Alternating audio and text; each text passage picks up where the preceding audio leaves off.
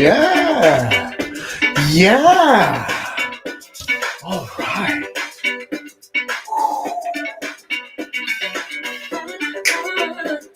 It's kicking off. It's kicking off up in here. Let's give it a couple of seconds for everybody to get in here. Is that you in there? If that is, would you mind shooting a message into the Discord that we're live now? I'd appreciate that, buddy. Grab my goodies.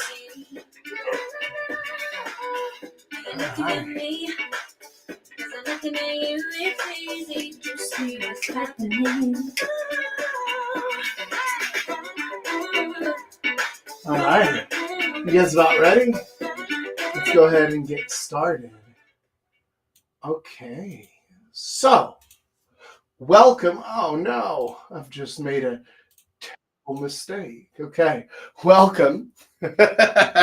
Welcome, boys. Welcome to the very, very best part of your day. Definitely of your week. Because this is Live with Jack, number 103. But if you would like to truly enjoy today's lesson, if you would like to reach the height of humanity, the culmination of all of civilization, then all you have to do is grab your glass, your mug, or your flask, a chalice, a stein, or even a cask. Raise it high and let's make a splash. It's time now for our libation bash.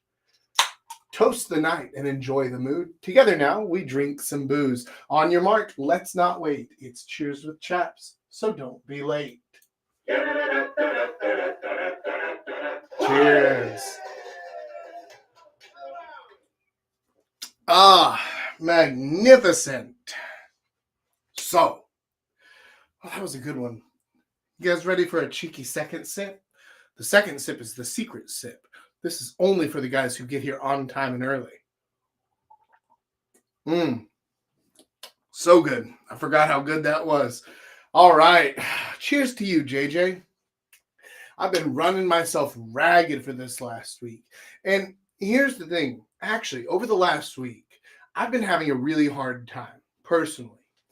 And it's been due to a lot of factors, but there's this constant feeling, this pressure that I've put on myself to succeed. And as I was trying to break down why I wasn't succeeding at the things that I'm trying to do, I realized, wait a minute, if I were giving this exact same advice, but in dating form, the advice would be the same. So why don't I just give myself a pep talk, but also at the same time, teach you guys exactly how to start succeeding. First, by figuring out why you're not, and then by changing those habits and fixing it so that you can actually succeed in dating and relationships. So with that said, let's go ahead and jump right into it and get started. And cheers to you, Sabi. Don't worry. I see you there, buddy. I see you there. We had a good weekend last weekend. That was a fun time. We'll have to do it again soon. All right. So the very first thing that we need to talk about is your mindset. Listen, the number of guys that I've talked to, that I've coached, who have started off by saying something to the effect of, nobody likes me. No girl likes me. They don't want to hang out with me. They don't want to spend time with me. Nobody likes me. Everybody hates me. I'm going to eat some worms. I get that. I'm actually not saying this to make fun of them, but what I am saying is that mindset is self-defeating. And here's the thing. You can actually fix that on your own. This is how you fix it, is you understand that if anybody at any time has ever enjoyed spending time with you, which they have, then okay, cool.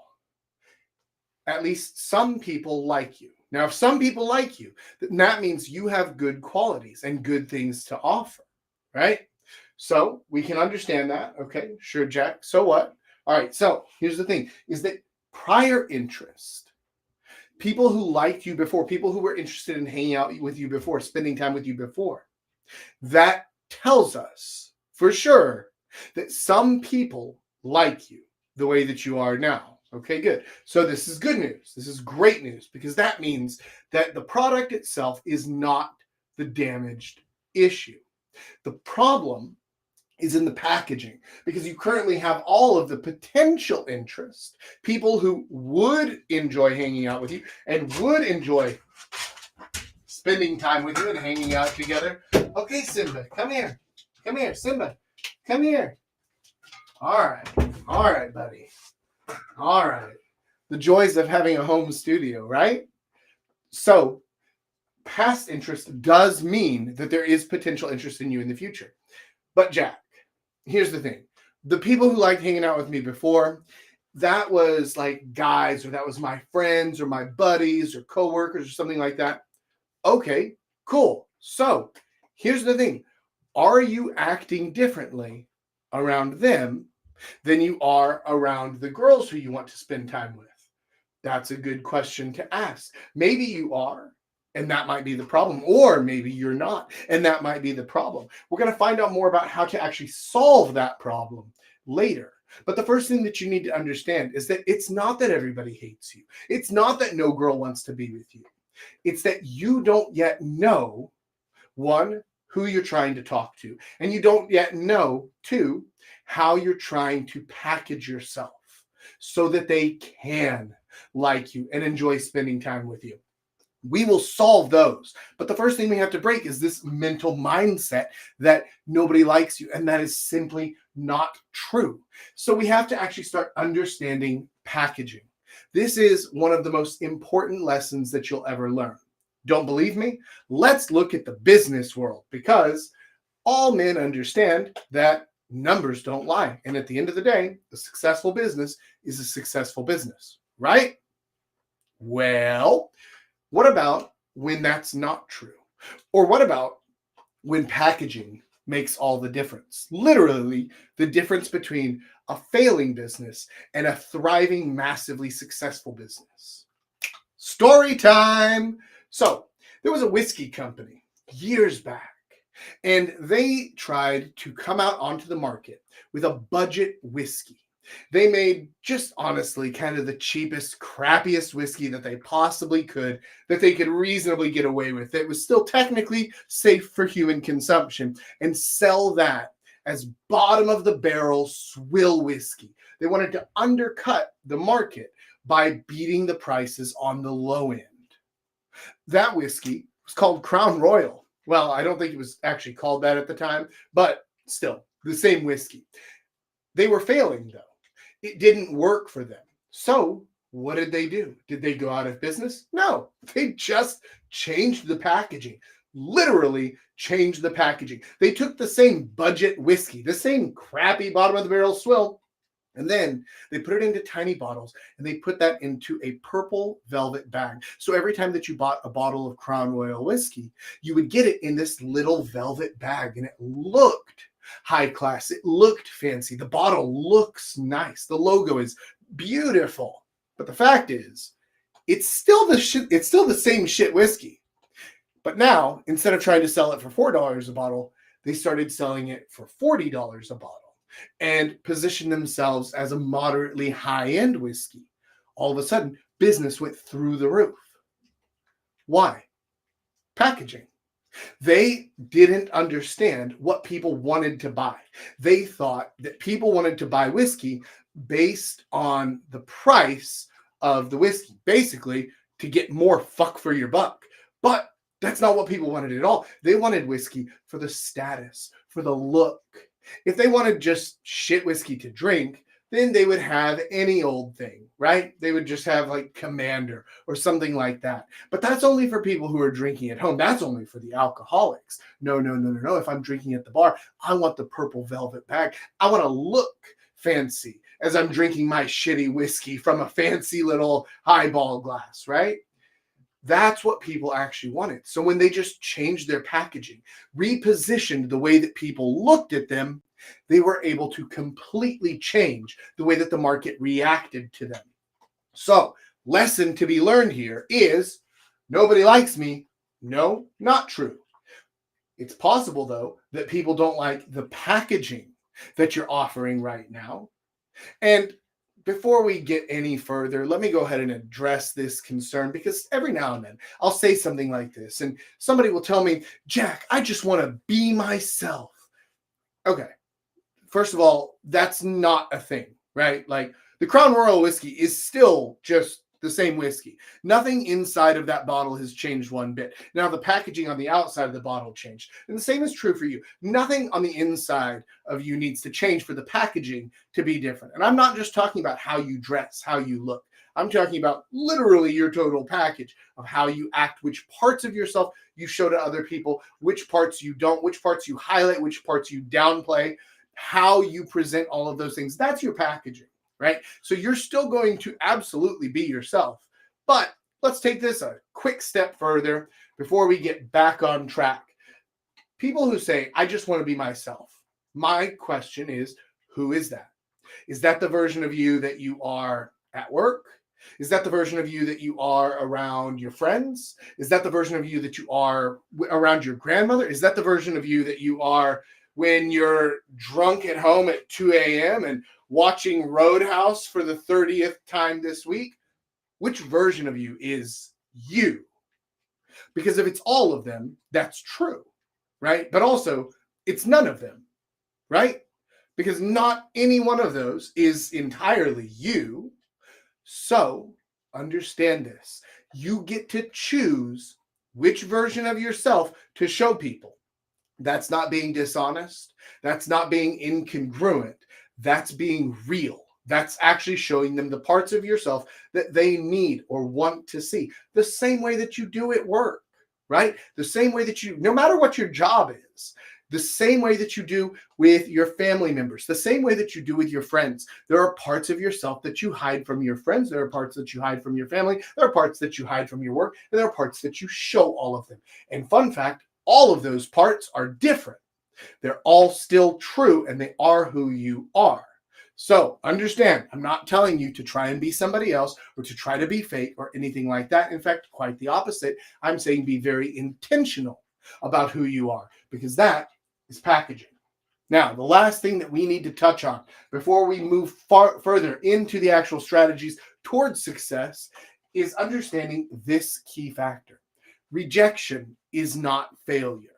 If you try something and it doesn't work, that does not mean that you have failed. This is very, very important to understand, because you can try a million things, and as long as you're learning from them, that is still a success. Just earlier today in our community, we had somebody report about an experience that they had over, was it last weekend or the week before? Something like that. And they were talking about how they did these things on the first night and everything was going well, but then it didn't quite finish up. And then the next day, everything had gone poorly. And I gave them a quick analysis of, okay, cool. So it sounds to me like these are the things that you did. And this is what drove her away. And this is how she was feeling. Is that correct? And he's like, oh, yeah, that's exactly right. That's what happened. Now I've learned from that, so I won't make that mistake again. Okay, cool. Did he fail? No, because he learned what not to do. And in some ways, actually failing, right? Being rejected in that sense, he was then able to learn. So it's more of a success than if he had just succeeded by dumb luck, which happens sometimes, right? Like, you might just literally get lucky, be the guy who's in the right place at the right time, and things get handed to you.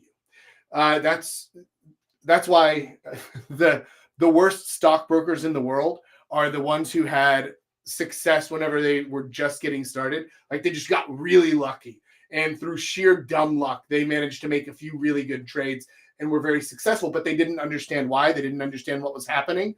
And so they go on to just fail spectacularly because they didn't learn the lessons that rejection or failure teaches you. So understand this, that rejection is not failure, especially because you're able to learn from it.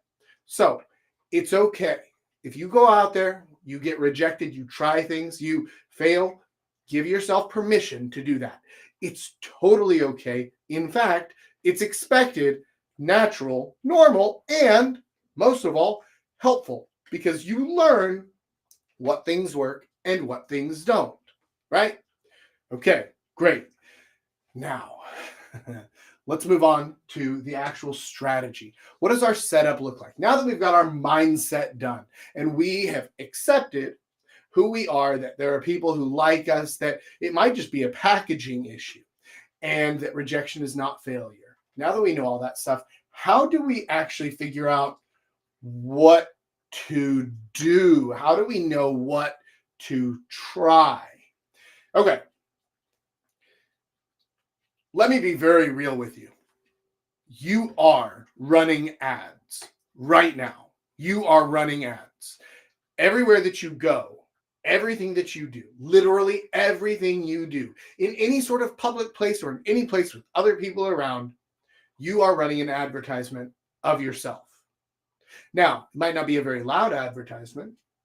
Might be very quiet, very soft spoken, very hidden off to the side, but you are running an ad.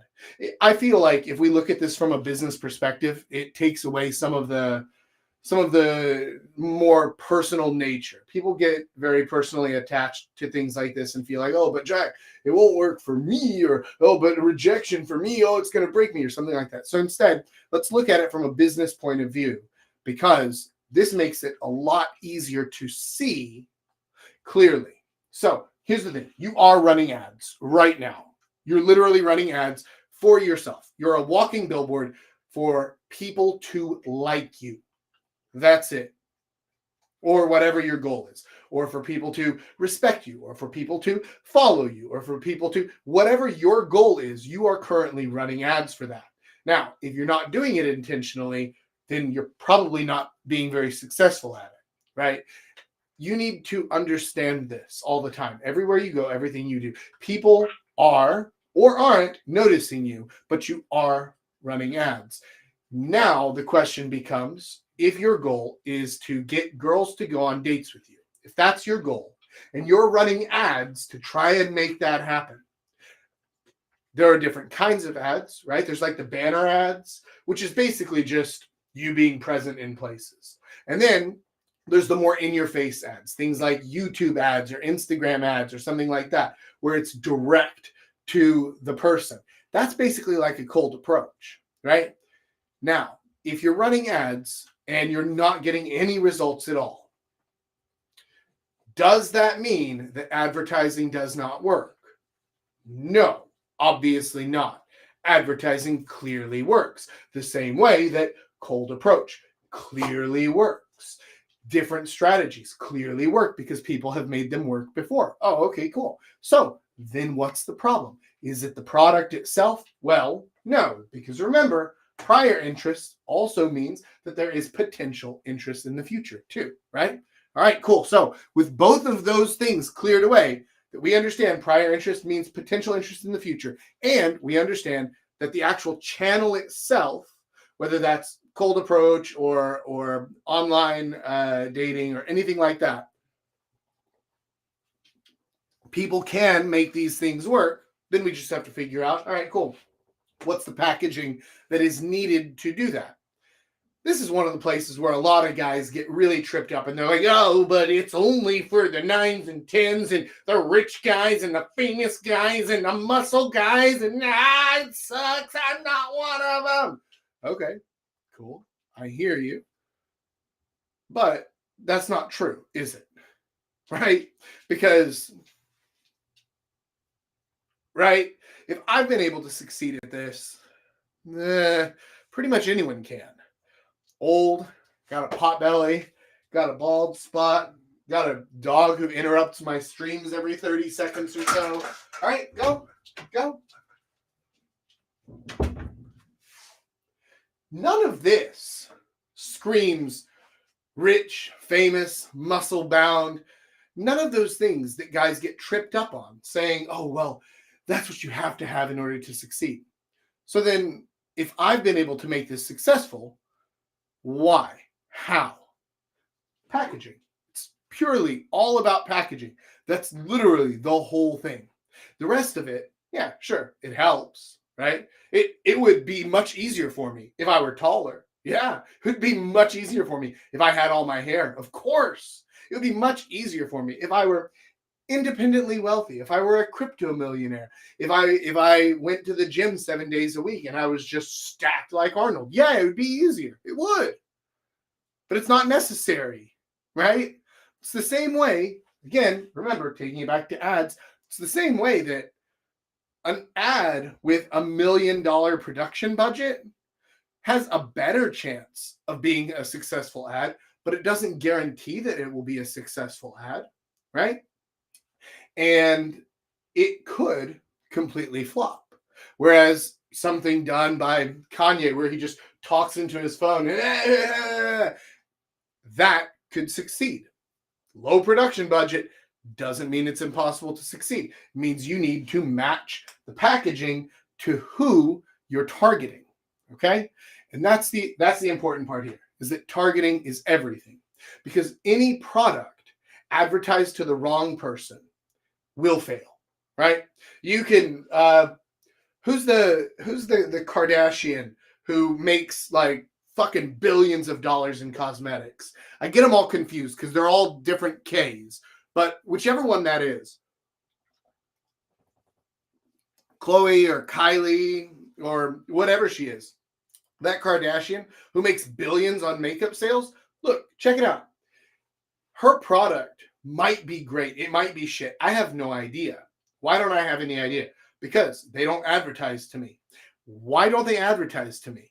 Because even if it's literally the best product in the world, if they're advertising to the wrong person, it fails every time. I have zero interest in ever buying a Kardashian makeup product. That's not a thing that's ever going to happen. So, same thing here. Understand that you're targeting, your personal targeting, who it is that you're trying to talk to, who it is that you're trying to attract. If you're going to the wrong person, then it's not going to work. Or if you're going to the right person, but with the wrong message entirely, showing that you don't understand them at all, it's going to fail completely, right? This seems obvious whenever I say it this way, but now apply it to yourself and to your dating life. Understand that who you're targeting, who you're trying to talk to, makes all the difference in the world.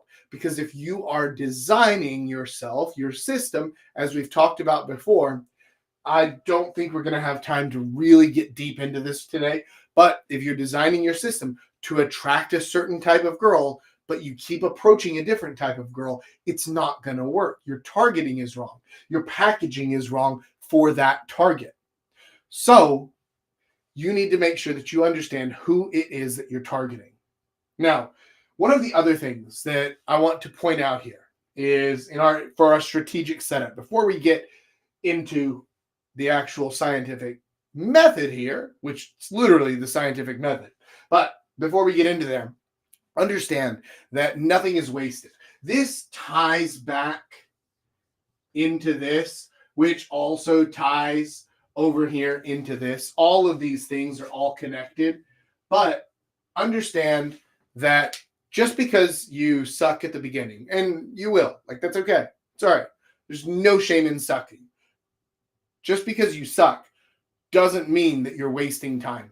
One of the things that people hate doing, they absolutely hate it, is they hate feeling like they've wasted time on something.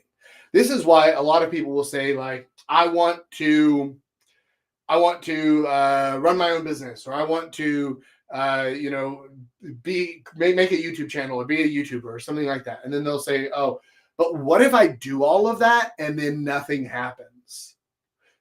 They'll feel like they've wasted their time. And that is, for some reason, and this is to everybody, like this is me too, for some reason, that fear of having wasted time is one of the biggest motivators to not do something, or rather it's one of the biggest demotivators for action. But if you frame it differently and you understand, oh, okay, cool, I'm practicing a thing. I'm practicing a thing because practicing this thing will help me have the skill that I need in order to do this thing, which means that even when I'm practicing, even when I'm failing, I'm not wasting time. The same way that practicing guitar, right? just because I make mistakes or I mess something up or I miss this chord or something like that, that doesn't mean that it's wasted time. It's much easier to see whenever we're talking about the guitar, right? But it feels a lot more wasted whenever you're going out and you are, doing an approach and you say, oh, well, I spent all this time thinking about this thing and planning out this approach and then it failed. So I've wasted my time. But you haven't. You have just started practicing and you're gaining the skills that will lead you to success. Now, another thing to point out here is that here as well, basically, it's not wasted time if you're applying the time correctly. If you go out to do some approaches and you go out and you do one approach in a whole night, you haven't wasted time by doing that approach, but you've wasted the rest of your time by not doing more approaches, right? If you go out and you do 20 approaches, okay, cool. Then you haven't wasted time as long as you learn from it. You learn, oh, okay, well, I tried this thing and that failed miserably. That's okay. That's all right. You've learned from it. So you're gaining the skills you need in order to be successful. Cool. That's not wasted time. None of that is wasted time and none of that is failure. All right. Now, the last thing that we need here, the 14 types proficiency, this is key to understanding the targeting and to understanding the packaging. If you understand who the 14 types of women are, you understand what makes them tick on a deep psychological level, what makes them run, what makes them get up in the morning, what motivates them to do things, what kinds of things do they enjoy doing, what kinds of humor do they enjoy, all of that stuff. If you understand that, then actually figuring out the targeting and figuring out your own personal packaging becomes so much simpler because you're literally building to your target market. So again, remember, we're running ads. And if right now I say, okay, who are you running ads to? And you say, oh, I don't know. I'm running ads to 8 billion people. Then say, okay, cool. So clearly that's not going to work. Your targeting is wildly off. You need to narrow it down, figure out who it is that I want to be talking to. Who do I want to be attracting? Once you know that, once you identify who it is that you're trying to meet, then figuring out how to package for them becomes so much simpler because you know who they are, you know what drives them, you know what they care about. For some girls, the fact that I don't know which Kardashian runs the makeup line would be a massive turnoff. But, and this is very important, for others, it would be a turn on. So understand, everything you do is either turning on or off any given type of girl. So if you have no plans, no idea about the packaging, no idea about the targeting, then you're going to end up in the negative for everybody, and you're going to feel like nobody likes me. So understand who it is that you're targeting, and then you can figure out how to package yourself appropriately to meet that type of girl and attract them. If you aren't sure how to do that, right now, what you need to do is you need to either comment in the comments right now. If you comment something, I'll tell you what, anybody who's here live, if you comment in there and you want a free coaching session with me, I'll do an hour coaching session with you, totally free. We'll figure out your targeting. We'll figure out who it is that you're trying to meet. We'll figure out which types are best for you, and we'll figure out how to actually package you and create that system together, okay? But if you're watching this later, I don't know that I can guarantee a completely free strategy session, but at the very least, you can email me, right? Email me at jacknorth@thesoulplayer.com, or YouTube doesn't let you send messages, does it? You can DM me over on Instagram at Coach Jack North. All right. So hit me up and I'll help you figure out your targeting and your packaging. No problem. Cheers, boys. Here's the free shit, right? All right, cool. Now, let's get into the nuts and bolts. That one always makes me laugh. What does an engineer do after a one-night stand? He nuts and bolts. But right? Okay, so we're going to apply the scientific method to this. Everybody knows it. Everybody loves it. It's the easiest thing to follow along with, and we're going to use it to help us improve our dating lives. Here's the thing. How does the scientific method go? Well, the first thing, this is the most important thing, especially when we're applying it to dating, to relationships, to things like that, is you need to become as dispassionate as possible. You need to separate yourself, your ego, your emotions from your experiment. If you are trying to experiment on your own emotions, you're not going to be able to view it objectively, right? And everybody understands, like, this is what, second grade science, where you learn about the scientific method. If you cannot view and test something objectively, is there any way for us to change this light and make it? That doesn't help at all, does it? No. Well, that might be the best we can do unless we... Oh, there we go. Hey, that'll do it. Now we've got a second light problem, but fuck it. That's not the side we're using right now. So you need to be able to view it and test it completely objectively, right? So the first thing that you have to figure out is, what are you testing? What is your guess? What is your hypothesis? What do you think will happen if you do this particular experiment? So, for example, if I'm trying to figure out, do girls like stupid pink fluffy hats or not? I want to test this. I want to go out wearing the stupid pink fluffy hat and talk to girls. And let's see if they respond well or not. My hypothesis is they will. Which types of girls? Well, the types of girls who I go for. So the younger, more playful types. Yeah, absolutely. Listen, this is going to work for them, right? Okay, cool. Maybe, maybe not. But here's the thing, and this is the important part. If it doesn't work, it's okay, because I'm viewing this objectively, dispassionately. It's not going to hurt my feelings if they don't like the hat. That's not a reflection on me. That's a reflection on this particular variable in the equation. Because, like we said earlier, prior interest dictates potential future interests. So it's all about the packaging. It's literally just how they're responding to the package. Now, you may choose to test something a little bit less visible, like you may choose to test a particular opening line, or you may choose to test, do they respond differently if I have a drink in my hand or if I don't? Maybe they do, maybe they don't. You should test it. And understand that the beautiful thing with this, as opposed to something like actually running ads, is that your cost of failure on this is literally zero. It's nothing. It costs you nothing to try and to fail. You can run this experiment as many times as you want. Your only cost is time. So, and it's not even a cost of embarrassment, because remember, like we said before, we're totally dispassionate about this.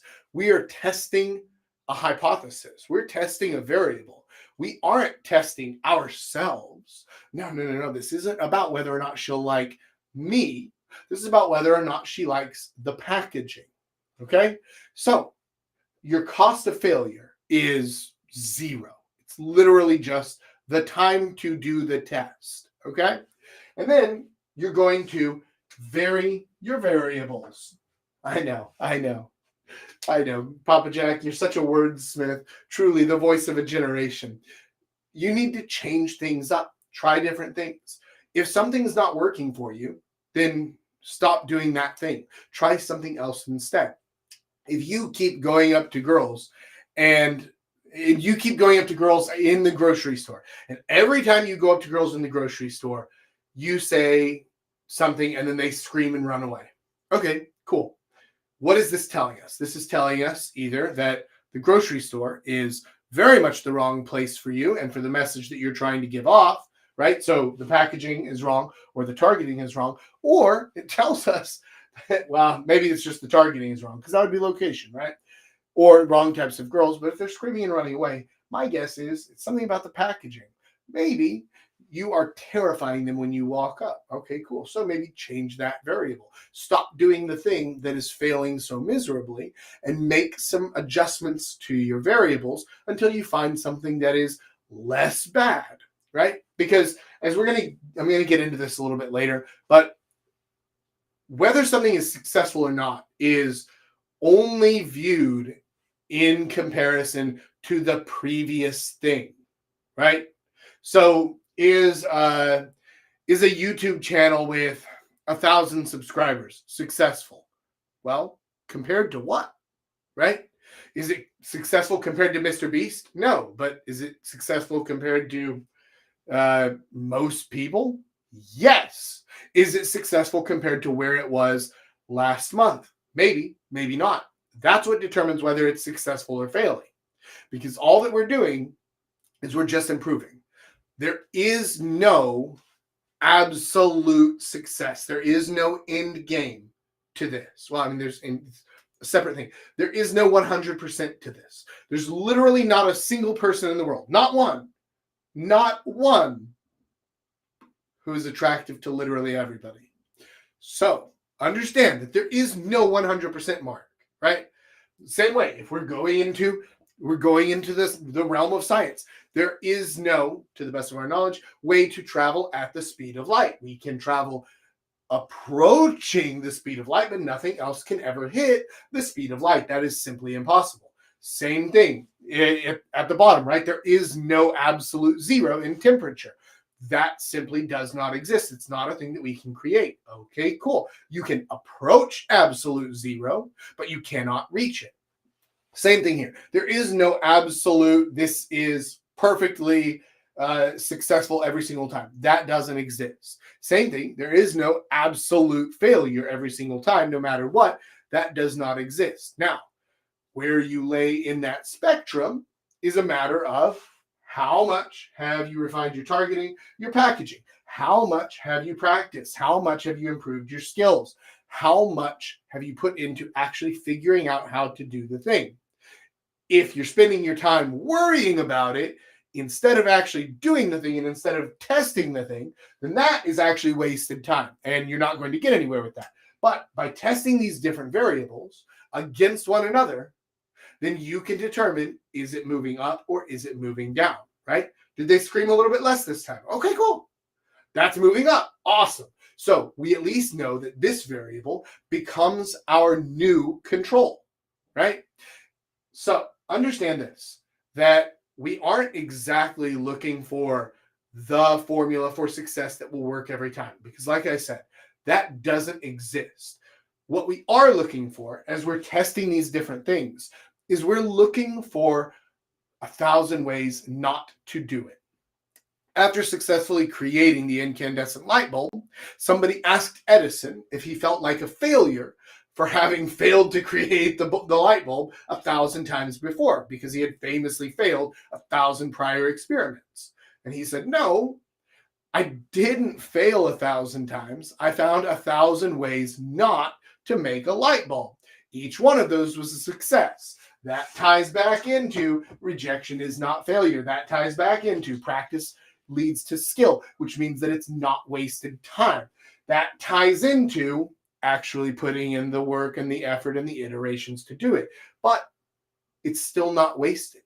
It's not failing. It's learning what works less well and what works better, right? So as long as we're viewing things in this environment, in this essentially dispassionate vacuum, and we're looking at it from a point of view of this is what happened before. If I adjust this one variable, do things get better or do they get worse? Even if only marginally. Okay. From there, we can choose what to do. Then it just becomes a matter of imagination. Can you imagine a different way to try something, to do something? Can you imagine a different opening line? Can you imagine a different way to dress, a different way to do your hair, a different way to present yourself, a different way to walk? Have you ever tried approaching a girl by walking up backwards to her? I haven't, but at least I don't think I have. Maybe, who knows? But I don't know if it would work better or not. I have no idea. I've never tested it. It might work better. Maybe it would be worth testing if you're currently failing. Now, if you're currently succeeding, or if you do find a way to succeed regularly, well, right? And depending on what you view as success, right? This may be higher or lower, But for the sake of this, let's just talk about it from the viewpoint of, are you regularly talking to people and getting their phone number or contact information? If you are doing that, if you have found a way to, with a somewhat regular cadence, maybe about 5 to 10% success rate. Okay, cool. With a 5 to 10% success rate, you have found, at least, you have found a control version of your approach. This is something that, with relative consistency, works somewhat. Awesome. Now, again, just like I said before, we're just testing against that to see how much better we can make it. How much more attractive can we make this packaging, and how much better can we target? Because if we figure out the packaging and the targeting, the rest takes care of itself, right? Just like with ads. If you know the right ad to show to the right people, then your ad will make money for sure. Until then, you're just testing it to figure things out. Same thing here. You're running ads and you're just testing it against itself. Did this perform better than that? Okay, yes, but only marginally. Cool. Cut the other one then. Let's test against this one now. This is your new control.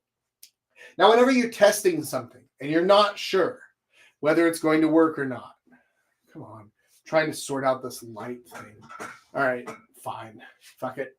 If you're testing against your control and you're trying to figure out if something works or not, you'll want to test this new variable 10 times is a good rule of thumb, right? Because if I just walk up to a girl wearing the pink hat and she says, oh my God, why the fuck are you wearing pink? And, oh, okay, cool. Well, that fails. All women now hate this pink hat, right? No, wrong. Like, just she really hated it. If I walk up to a girl and she's just having a shit day and she brushes me off because she would have brushed anyone off, then did she hate the pink hat? She probably didn't even notice the pink hat. This is why actually testing your variables for replicability. Yeah, replicability, right? Testing your variables for replicability is key, because just like in an experiment, if you run a scientific experiment and you get results, but you cannot replicate the results, then the results are not the cause of the experiment that you ran. They are not the cause of the variables that you use. It's something else that caused those results. Your results have to be replicable. If they're not, then you misunderstood what the situation was. Same thing here. So if you're testing a variable and it fails 10 times, then, okay, cool. Probably that variable, we're just going to dump that one. That one's out. Okay, that's fine. No problem. But if you test it once or twice and it fails, you haven't really tested it, have you? Test it a few more times, because, again, remember, what we considered success, what we considered our control, was a 5 to 10% success rate, which means that in order for this to beat the control, all that it would have to do is succeed 2 times out of 20. 1 to 2 times out of 20, and it beats your 5 to 10%. So you would need to test this against whatever your current success rate is. If your success rate is 50%, 2 is still probably not enough. You would need probably 10 to get a good grasp on, all right, but how many actually didn't like it, and so on, right? So test it against your actual control. Test it a few times, because our goal here is, again, not to be perfect, but it's to optimize through iteration. So why do I know that this hat will work for me? Why is this guaranteed? That whenever I saw this hat as I was walking on the street in Hongdae, that one day when I was out with Tay Hottie, and I picked it up immediately, why did I know that this would work for me? Because I've done so much testing that at this point, I already know my target, I know my package, and I know this fits both. I can eyeball what is going to work for my target market and what is not. I can eyeball what is going to fit my packaging and what's not. But if you're not sure yet, you need to iterate. You need to try a dozen different things at least and see what actually works for you. What visual style works for you. Do you know what doesn't work for me? Something that I've tried literally dozens of times. So probably on a total of maybe 100 to 200 different approaches, I've tried actually wearing a suit. And I don't remember if I was wearing a tie or not, but I've tried wearing a full suit out to go approaching, and it failed miserably. And every time that I dress up at all, it fails miserably. Why do you think that is? Is it because women don't like men in suits? No, it's because it doesn't actually fit my targeting, right? It's good packaging for some people in certain situations, but it's bad packaging for my target market, right? So understand who your target is, understand how to package to them. And the way that you understand this is through testing, through iteration, through optimization, by just testing something again and again and again against itself so that it gets better and better over time through tests. Now, I understand all of this sounds like a fucking lot. I get that. I really do. I'm not unsympathetic to that feeling. However, remember, we're looking at this dispassionately. And you're in a situation now, whatever your personal situation is, if you're in a situation where you're not currently successful with dating and you want to be successful with dating, then you need to be testing as much as possible, because the only way to actually fix anything is to test. That's it. There's no other way to fix this, to figure this out, because all of it is just guessing and then seeing what works. This is the same thing with advertising, right? Why do companies like Bud Light, that have been doing this for over 100 years, still fail miserably with certain ad campaigns? Because they think they have an idea, so they test it against the market, and then it fails. They have to test it. So just like with everything else, you're testing against your hypothesis. But even if you fail, the good news is, unlike Bud Light, it's not going to cost you hundreds of millions of dollars. It costs you about 30 seconds of time to try and do an approach with a stupid add-on, or to try to do one with it off, or to try to do one with a beer in your hand, or to try to do one with a missing shoe and then say, hey, have you seen my shoe? Or whatever the fuck else. Whatever you imagine, if you think it might work, and even if you think it might not, test it. Because if you're currently not succeeding, then you're guaranteed to fail by not testing. Right. And so you do have to actually do the thing. You have to go out and you have to do the approaches and you have to talk to people. And even if you think, oh, well, Papa Jack, I'm a young kid. I'm not like you old fuck. I don't have to do approaches. I'm going to do it all online. But, okay, that's fine. Same thing.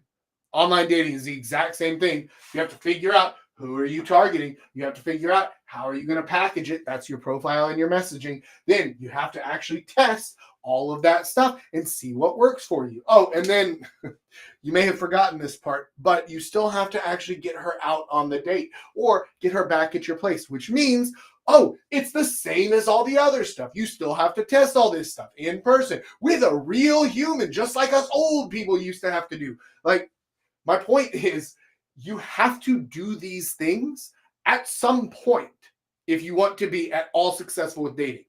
It's not a question of if you have to do them, or if there's ever going to come a way, or if you pay enough money, then you're going to get the perfect equation, the perfect system that if you say this thing, then this will happen every single time. Because until you buy your sex robot one day, which may be sooner than expected, and even then, you're still going to say, like, okay, well, yeah, now I have the sex robot, so you're going to be satisfied for a year, but then you're going to want the human interaction that everybody naturally wants. And the only way to get there, the only way to do it, is to actually go out and test it. And here's the secret. This is the important part, is there's no other way to do it. Even if you sign up for my coaching or for anybody else's coaching or anything like that, What we can do is we can give you shortcuts. We can tell you things that, no, this doesn't work. This doesn't work because we've tested it. Okay, you're saying this thing, but this is incongruent, so this isn't working for you. We can help you break down mental barriers, things like that. We can help you with your mindset. We can help you with your targeting. We can help you with your packaging. But the only way to actually get good at it and to start meeting people is to go out and do the thing. Go out and test. Go out and iterate. And you have to do it as dispassionately as possible. Because if you go out there and one girl tells you that your pink hat is fucking stupid, and you say, well, that's it. I'm done. This is dumb. Why don't girls like me for who I am? Then you're never going to succeed, right? Plain and simple. That's all that there is to it. You have to go out. You have to test. You have to try different variables. And you have to figure out what works for you and what doesn't. Because what doesn't work is just as important as what does work, right? Figuring out what not to do and then seeing the patterns between those and understanding, oh, okay, cool. So clearly my target market fucking loves it whenever I wear hats. Okay, cool. Awesome. So now collect hats. If you can't tell, my target market likes it when I wear hats. That's why I have a bunch of stupid hats. That's part of it. I've noticed that thing over time. How? How did I notice that? Because I went out and I tested with a hat, without a hat, with a stupid hat, with a normal hat. Okay. And you figure out the patterns. But you only figure this stuff out by testing it, by testing against your control, by testing multiple times, by not getting butthurt about it whenever you fail, because rejection is not failure. By figuring out how to optimize, by iterating 1,000 different ways to do the same thing, by trying and failing, but then fixing it and making it better, by only comparing it to your past successes or failures. Am I getting better or am I getting worse compared to how I was yesterday? Then you're going to succeed. However, if you don't do the things, you're still here. And not only that, but you're worse than yesterday. Why? Because this particular type of failure, refusing to do the work, is interestingly the only kind of test that is not self-contained. Because refusing to do the thing puts you behind the other people who are. It puts you further and further down the ladder. So by saying, oh, well, I'm just not going to do it. I'm just going to wait because the right girl will find me one day. And then it's fate because the one is going to come. I watch Disney movies. Okay, that's fine. And you're literally falling behind everybody else. The same way that every day that you don't work, yeah, it doesn't make you any richer, but also it objectively makes you poorer every single day because you're compared to everything around you. Same thing here. So you have to go out and you have to do the thing. And if you're currently not succeeding, the reason you're currently not succeeding is because you're probably not doing the thing. Now,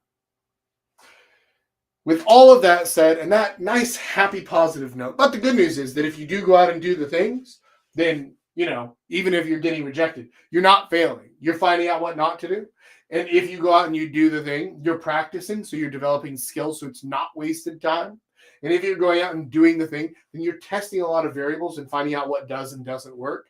All of that stuff compounds. So even if you're testing the thing and it feels like you're not succeeding, you might be testing the wrong things. And that's actually the best possible use case for coaching, is getting a third person perspective to say like, oh, okay, cool. I see your issue here, right? You're going out, you're doing the approaches, but here's the problem. You never shower or whatever it is, or you walk up to girls with your hands in your pockets and you didn't even realize it, right? Whenever you're talking, you're swaying back and forth and you look like you're in second grade. Okay, cool. So we can fix those things. There are some outside perspective things that can help a lot, that can really take you from I'm doing the thing but still failing to, oh, So I was just doing the wrong thing in the wrong way, or I was doing the right thing in the wrong way. That can happen too. But for most people, 99% of you, I'm going to guess you're not succeeding because you're not going out and doing the approaches.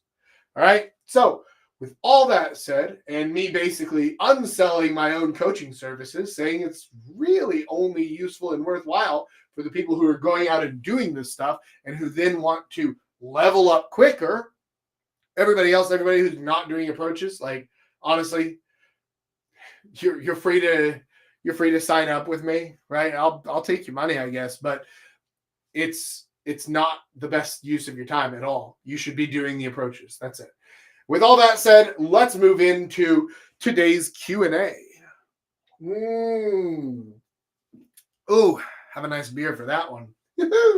All right, moving over. We have joining us today my lovely and beautiful assistant from Italy, my Italian stallion, Antonio. Hello, everyone. How are you doing, buddy? To be honest, pretty great. How about you, Jack? Oh, hold on a second. All my shit keeps breaking. Trying to move my stuff over. Yeah. So I'm sorry, what'd you say? How are you doing? Wonderful. My day has been actually amazing so far. So, how about you? Awesome, man. That's what I like to hear. Good. Yep. Fantastic. How was yours? Busy, man. Yeah. I've got too many irons in the fire right now, and not enough time to deal with them all. But it's all good, right? Everything is going well. Everything's moving up. Do you know why everything's moving up, by the way? Why? Because we're going out and we're doing the thing and we're testing it, and we're actually doing it better and better and better. So even on the times where we fail, we're learning things not to do, and we're learning what to do later. So yeah, exactly. cheers. So let's start. What do you say if we start like with the first questions for today? Yeah, so let's go ahead and start with the first question. This question: should I lower my standards to just start finding some initial success with women? Honestly, my opinion on that is that okay. Let's be honest, man. I've been in the same situation. All right. Let's say that's 3 to 4 years ago. In my experience, I was kind of like on the uglier spectrum of dating and relationships, and I didn't have much of experience either. And now I had the option to either choose between a girl that I did not like, that's even aesthetically and stuff that I did not want to even try to be liked from, and another girl instead that I loved actually, that wasn't even looking at my direction. But it's fair. It's actually totally normal. Just as as Jack said earlier. First of all, not everyone will like you, but you also have to find that group of people that will actually like you for you, right? The problem is that if you try to actually like or get on a date with someone or a girl that you do not like, she will immediately know that in the relationship later on, just as I've noticed. Because let's say that you actually give this girl a shot, okay? Even if you don't like her and you lower your standards for her, eventually you will feel like you're wasting your time. You will feel like you're unhappy. You will feel like you're not supposed to be there with this girl. You will not be emotionally invested in this girl during conversation. You will not be emotionally, invested with this girl during dates. You will not be even intellectually invested with this girl during conversations because you simply don't like her, man. So, for my personal tip, I don't know about Jack's opinion, instead of lowering your standards because you fear that, okay, this kind of girl is too hot for me, definitely, I will never be able to get a girl like that, remove that mindset from your head because that will lead you to date and have relationship with girls that first of all you don't like, And secondly, this kind of relationship will end like a disaster. Sometimes the girl that you approached and you lowered your standards for will even suffer because of that, because she won't know why the relationship is going like this bad, because it's not even her fault, because it's actually your fault for lowering your standards and giving her the delusion that that thing could work out. All right. This actually happened with me once. Is that I had this girl that was like a 3 or a 4 on beauty spectrum, and emotionally and in terms of personality too. I didn't even like her either on that, and but I wanted to still give her a shot and see how things could have actually worked out with time. Mm, Let's just say that after a couple of months into that relationship, things got kind of stale, but my side. Mm-hmm. We will fight over, we will, even for the smallest things, we will actually argue about things. And it was actually my fault because on the outside, I say to myself, okay, no, I can actually make this thing work out. But on the inside, I, I felt that I was in a prison cell, all right, because I was dating someone that I didn't feel like I deserved. Okay, I didn't really like or love that person. It was actually kind of an asshole move if you want to talk about it. But that's just to say, man, it's better to stay alone than to try and lower your standards to get on a goal with a goal that you don't even like in the first place, because you will see the results of that with time, at least by my experience. I don't know about Jack's opinion on that. What do you think? Whoa. Oh, you know what? I'm all right with that. Uh, I want to clarify a little bit here. First of all, let's define the variables, right? So, like, by standards, what do we mean? Do we mean that you don't approach the ugliest girl in the bar? Or does it mean you're one of those guys who says, like, oh, no, man, that girl, she's not even hot at all. Like, oh, I'm not going to approach her. And you're just using that as an excuse to not do approaches, right? Uh, your standards should be reasonably based on who you are. Uh, same thing, right? If we take this to the business world, right?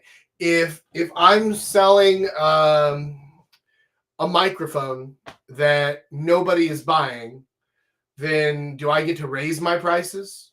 No, right? Now, depending on what the product is, maybe I just need to change the packaging, like we said earlier with the whiskey. But it whatever you're getting back in return right now, so you're currently having no success, then that means that there is a mismatch somewhere here. Might be with your packaging, might be with your targeting, and standards are a part of your targeting, right? So you're basically asking me, should I change my targeting if I'm not succeeding? Yes, but you want to be careful about how you're changing your targeting, right? So understand that to me, a worker B6 is higher than a cheater who's a 10, right? So are we just talking about physical beauty standards?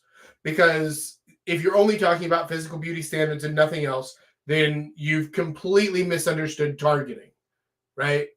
Same reason that like the Kardashians don't advertise to me, because if they solely focused on, is this person financially capable of buying this product? Yes, I am within that target market, but they don't advertise to me. Why? Because it's not just about one variable here, right? So understand that your targeting as a whole is wrong. If you're asking this question about should I lower my standards, that means that your whole targeting is misaligned. and you're just going to whatever bar and you're saying, okay, well, cool. I'll only approach the 3 hottest people in this bar. And like, okay, you can do that. It's very poor targeting, but you can do it, right? And then you're going to say, oh, well, I'm not succeeding. So should I lower my standards? Does that mean that I need to approach the 5s? Like, well, it might, but also the 5s might be a better target for who you are, for their personality, for what your package is that you're offering, right? So there are 1,000 different variables in there. But at the end of the day, you need to fix your targeting. Now, that was purely conceptual, right? But on the ground, to answer the question a little bit more empathetically, because I can kind of feel where you're coming from on this. As a general rule, people are happy in relationships whenever they are at most within a 2-point variance from their partner, right? So like if I'm a 5, I'm not going to be happy if my wife is an 8. Also, I'm not going to be happy if my wife is a 2, right? This and she won't be happy either, right? Either way. The reason for this is a few different things, right? Like obviously the person who's hotter is going to be less happy because they're with somebody who's unattractive, right? Okay, cool. That's the easy thing to see. But here's the unattractive person or the less attractive person in this situation is also going to be unhappy too, because they're going to feel like, oh, there's something wrong here, or they're just using me for my resources. Oh, this is like when those Playboy girls date the 80-year-old man or whatever, like, oh, this doesn't feel good, or like, oh, is she out there cheating on me? She must be out there cheating on me. Oh, guys are always hitting on her, and they get uncomfortable, they get in their head, they get jealous, they get all sorts of weird shit going on. So as a rule, again, this is not always, but as a general rule, you want to be as little variance as possible in physical attractiveness between you and the girl you date. Now, if you're just banging, look, it does the ego wonders to bang a 9. Like, it feels great. But in the same way that it would like break your ego if you bang a 2, right? But it doesn't do anything long-term for you for that. And for any kind of actual relationship, or if you're looking for a relationship, stay within your general variance. Look, you know where you are, right? You know what you are roughly. And nobody looks at me and says like, damn, that dude's a 9. He's an absolute fucking unit, right? That's not a thing that's going to happen. So with that in mind, I should not be out there approaching 9s, right? Or at least not for a serious long-term relationship. You can still approach, you can go on a date, you can have fun together, do all that stuff. But also, oh man, there's just so much to this. This is why, like, trying to simplify things down into just like a 1 to 10 scale or into just standards where it's like, the problem is that everyone sees standards in their own way, if you think about it, because I told you about my standards that were basically beauty and personality, okay, but roughly, okay, generalizing it, but also a standard that someone could have for the other person could be, I don't know, like the way they act in public, for example, like, I don't know, a certain way that they dress, for example. Sure. Yeah, it's plenty of different things.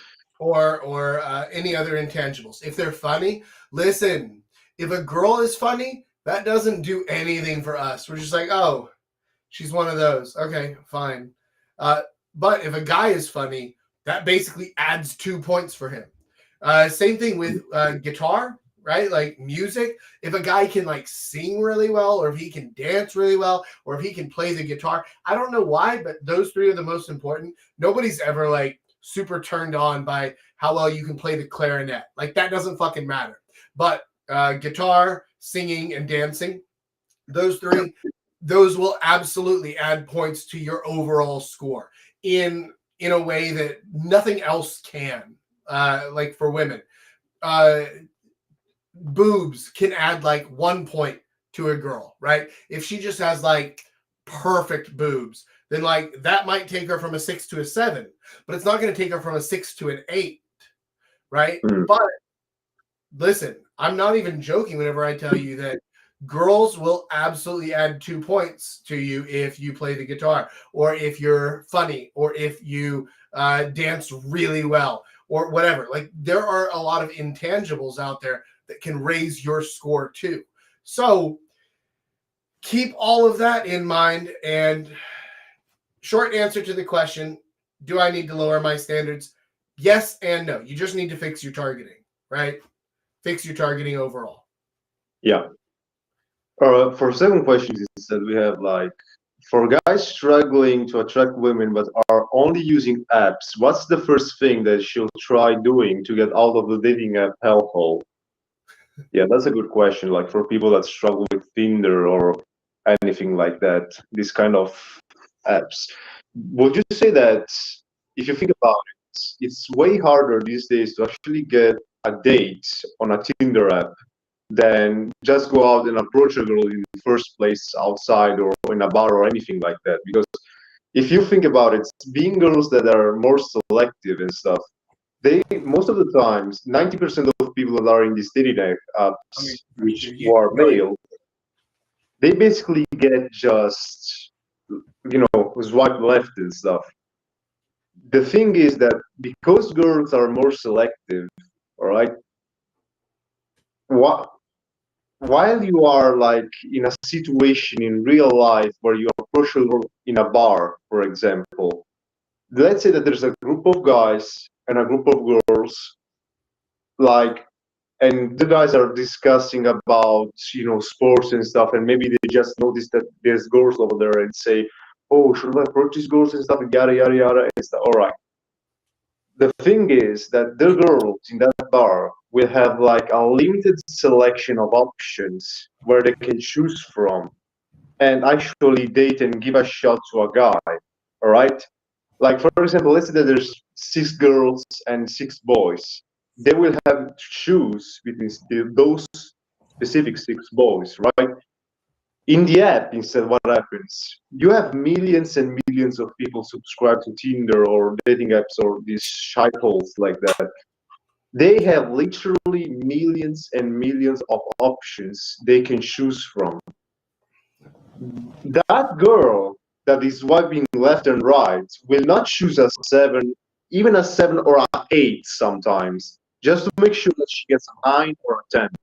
That's the thing. You should, first of all, definitely escape from that app social media hellhole and do the things the old way, because that actually works.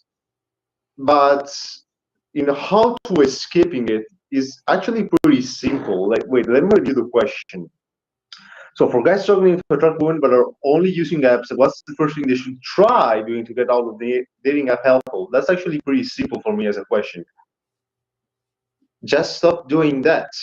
Like, stop stop using the app in the first place.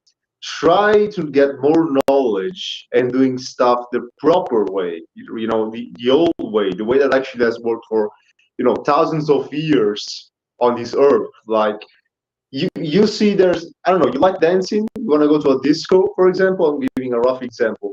Go there, because you will definitely find some girls that like what you do. Like, they like dancing too. You will definitely find someone with common interests, or a girl that like you will find attractive at least, or maybe you will actually be able to score a date with some experience and training in the dating world.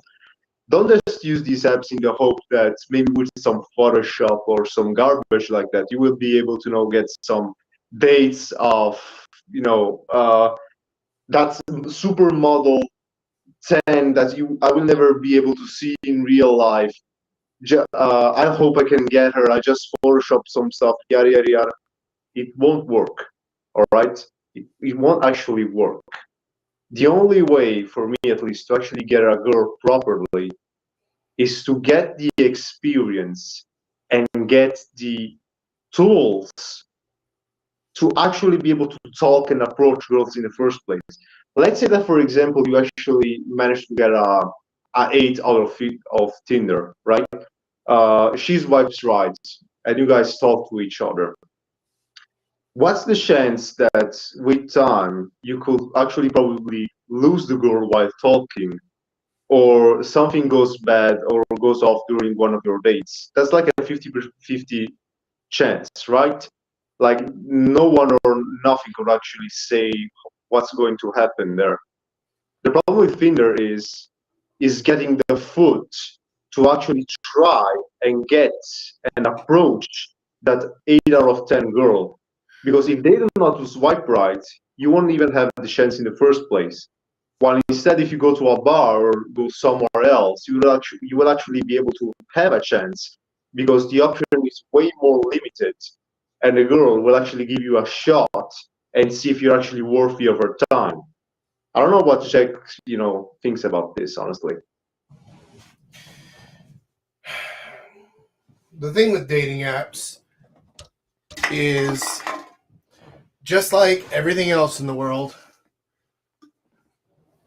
if it's easy, everybody else will do it. And if everybody else is doing it, that adjusts the market forces, right? So currently, if you look at simple supply and demand, right? Even if it were a perfect market, perfect parity between men and women, 50-50, women still have all the control, right? They still have about 80% of the control. But in the current situation where it's not that, where depending on your country, it might be 60-40, 70-30, or even like in Korea, I think it's like 80-20 men and women, right? So cool. You have no standing whatsoever in this market. So now that you realize that, you want to get off, right? How do you get out and actually start approaching girls in public instead of just on dating apps? All right. Real talk.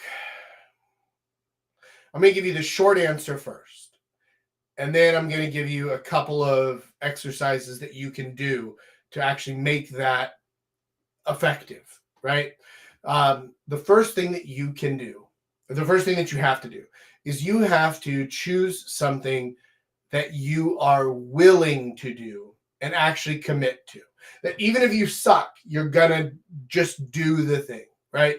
Same way that like if somebody said, oh, I want to lose weight, but just go to the gym is kind of shit advice, right? How do I start? How do I get into going to the gym or exercising or something? Then the answer would be the same, which would be find something that you are willing to commit to. It doesn't even matter what it is, anything at all, whether that's like, okay, cool. I'm going to go out and run for 15 minutes every morning. Or, okay, every morning I'm going to do 3 sets of push-ups until I fail. Okay, cool. That's really like minimal commitment, right? That's almost nothing. If I told you that I was going to start exercising and I'm just going to do 3 sets of push-ups every single day until I fail, you'd be like, okay, cool. So you're not actually starting to exercise, right? But importantly, this is important, is that it's something that gets you started doing it, right? It gets you started on it. So here's what I would do if I were you. This is where we actually get to the exercises, to what to do. You can try to turn the apps into real life, right? So here's an example. You could walk up to girls and your approach could just be, yeah, swipe right. How about you? Right? Yeah.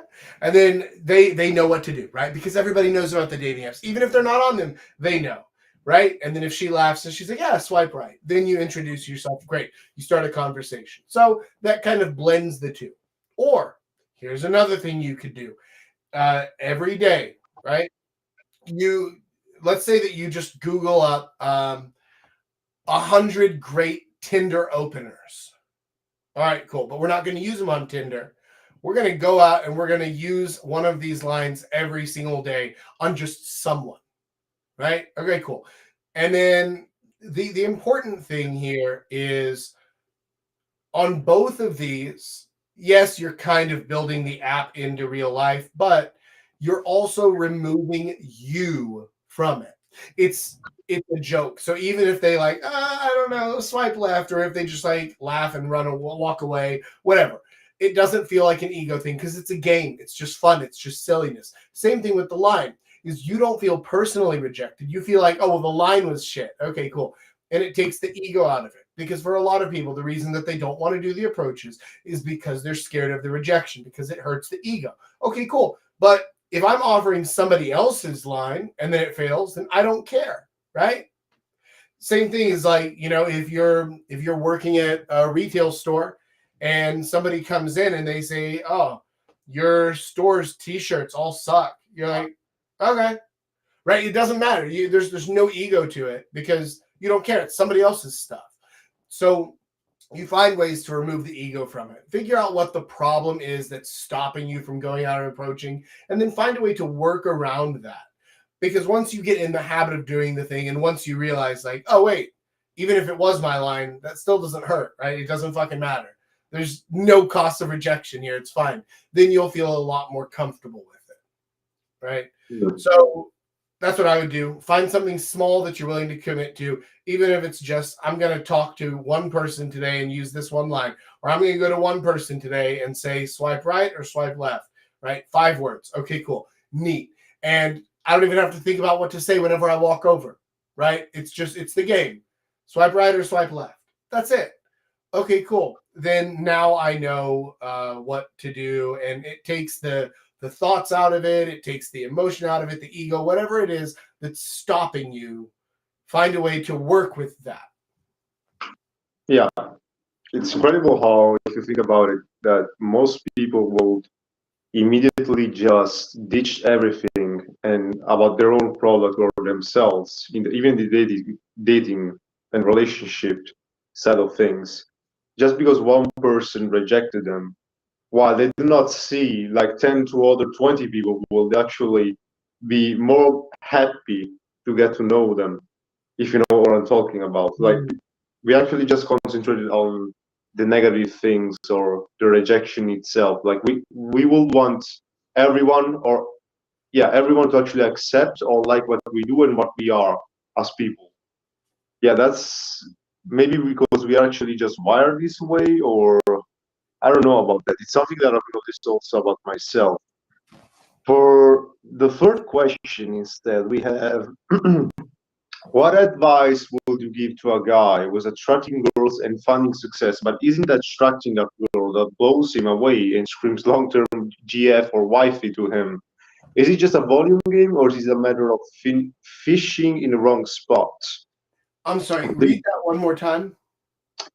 What advice would you give to a guy who's attracting girls and finding success, but isn't attracting that girl that blows him away and screams long-term GF or wifey to him?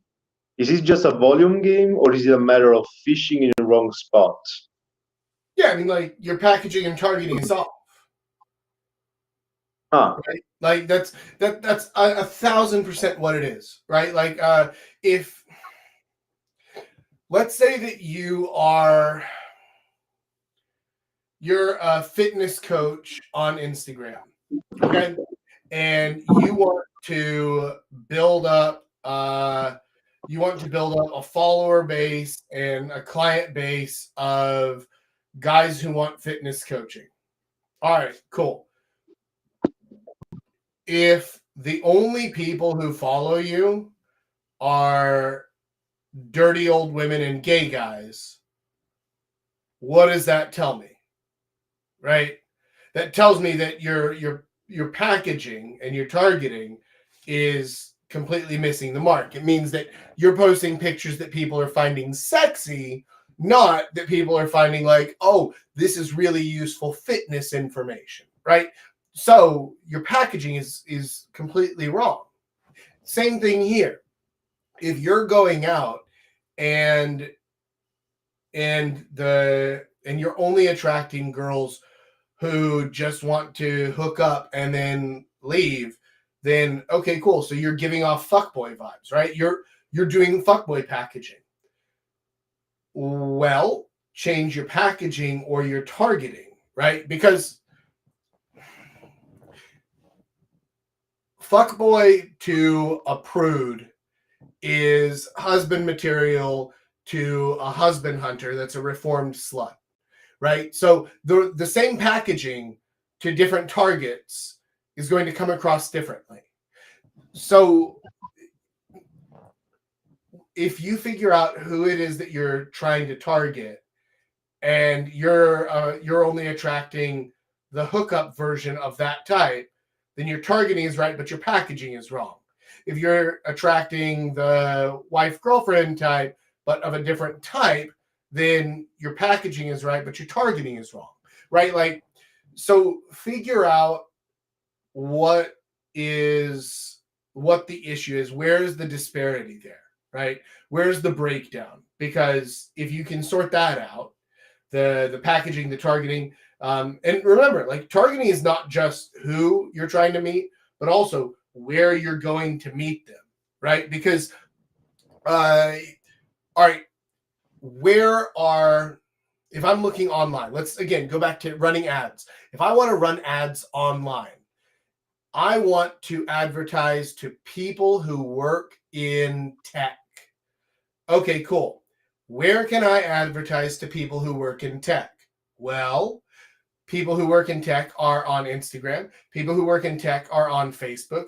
People who work in tech are on LinkedIn. People who work in tech are on Reddit. People who work in tech are on 4chan.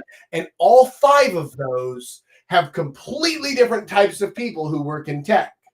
So depending on where I'm advertising, I need to make sure that I'm choosing the right places for targeting my ads, right?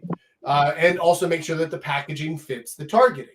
Because if I'm doing an ad that's designed for 4chan, but I'm putting it up on Instagram, I'm not going to get any love whatsoever. And same thing the other way around. They're going to look at it and be like, what is this My Little Pony bullshit? So understand your targeting, understand your packaging, and the rest you should be able to sort out, right? So if you're not attracting any wife or girlfriend type people, it's one of those. It's absolutely either your targeting or your packaging.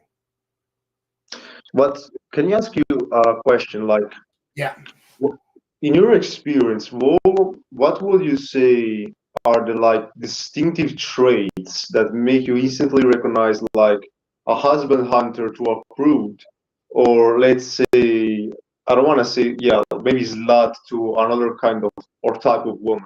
Like, do you actually find some distinctive things that you instantly recognize from a girl, or you just have to understand that through an approach or a conversation with them?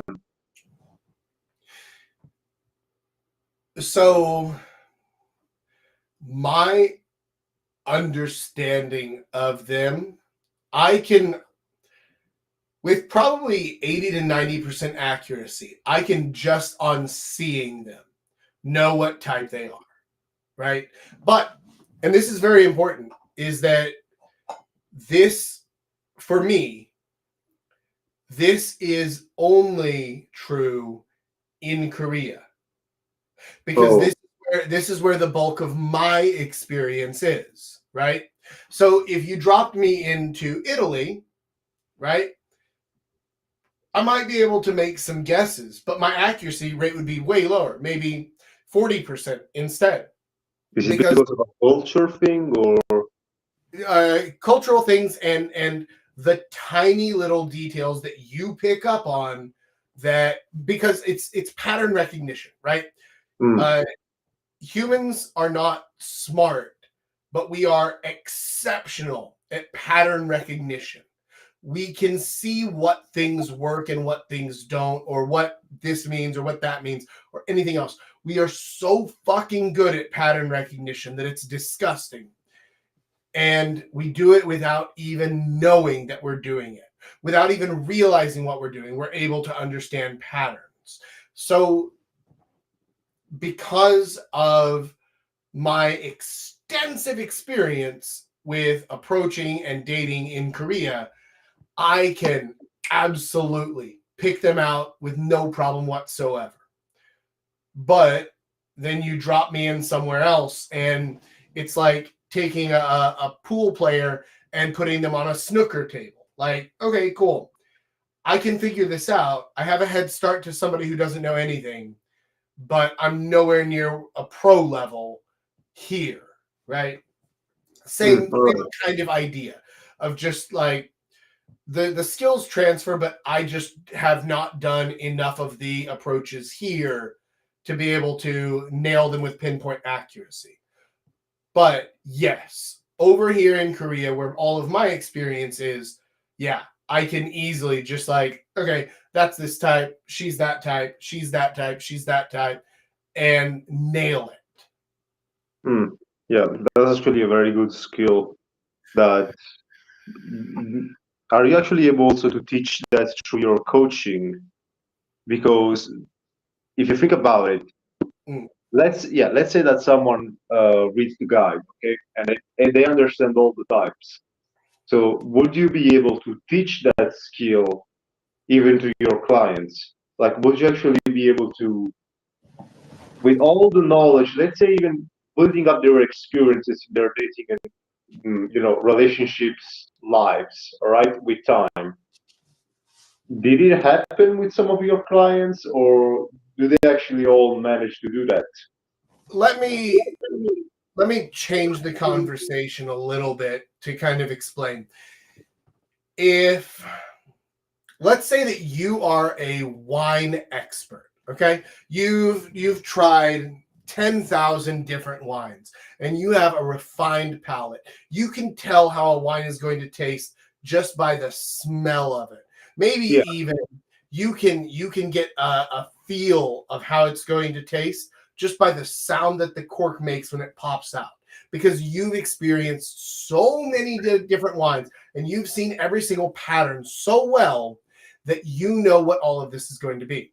Now, I'm new to this. I don't know anything about wine. Do you need to teach me all of those things for me to learn how to identify the difference between a Shiraz and a Chablis?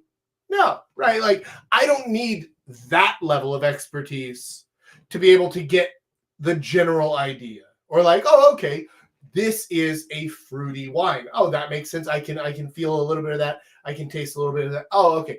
Now I see.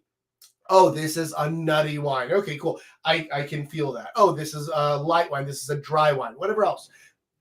I don't need to become an expert because you already are, and you can tell me the things that are important to make sure that I'm always able to pick a wine that I will like, right? Because that's what I'm looking for from you. I'm not trying to become a wine expert. I'm trying to find a wine that I know I will always like. Same thing here. They don't need to become an expert in the field.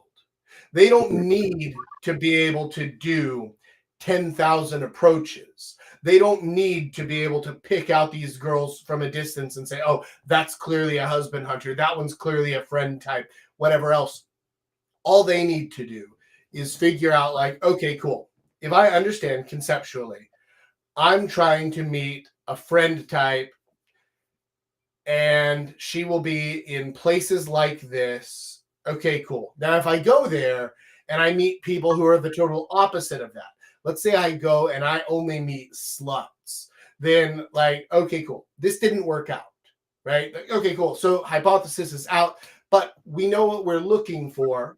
We know what characteristics we're looking for. And then we're just looking for the places where the people match these correct characteristics, right? And they're responding to the packaging that we know works with this type of girl.